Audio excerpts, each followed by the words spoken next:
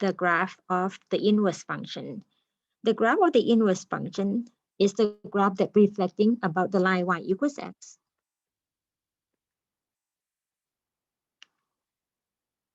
The domain of the function becomes the range of the inverse.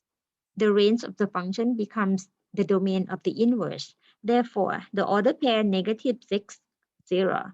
It will become 0, -6 for the inverse graph. The order pair -5, 1 becomes the order pair 1, -5. The order pair -2, 2 will become 2, -2.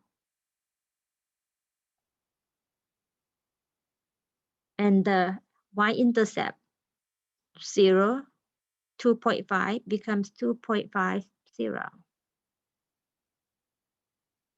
And we sketch a graph to get the inverse graph.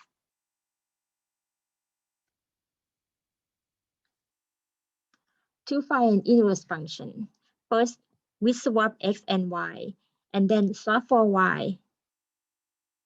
Write y as the f inverse notation.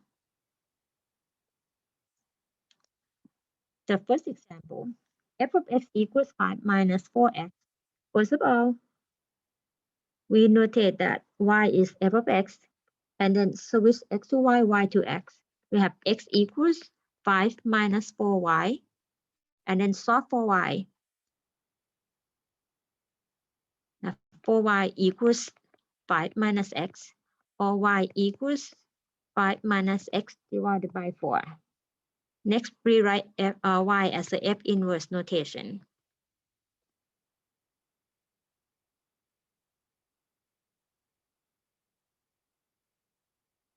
The next example, where f of x is the square root of x minus 3.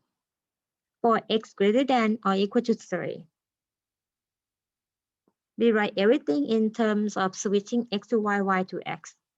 We have x equals square root y minus 3 for y greater than or equal to 3. And then solve for y. Squaring both sides, y minus 3 equals x squared, or y equals x squared plus 3 for y greater than or equal to 3. And this is your inverse function.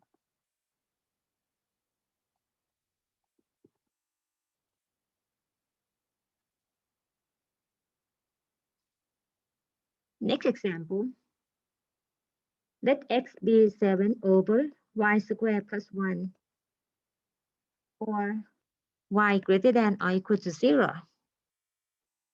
And then solve for y. First of all, we rewrite the expression on the right without the denominator by multiplying both sides by y squared plus 1. So we have x times y squared plus 1 equals 7, or y squared plus 1 equals 7 over x. Y squared equals 7 over x minus 1. And then taking square root both sides, we have y equals plus minus square root of 7 over x minus 1.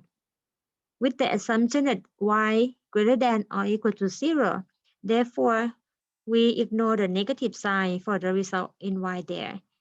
Then we have the inverse function, only the positive expression of the radical, 7 over x minus 1.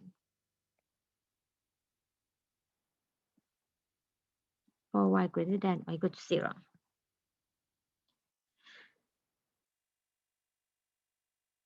Next example, f of x equals x minus 1 over 2x minus 3. After switching x to y, y to x equals y minus 1 over 2y minus 3. Multiply both sides by 2y minus 3.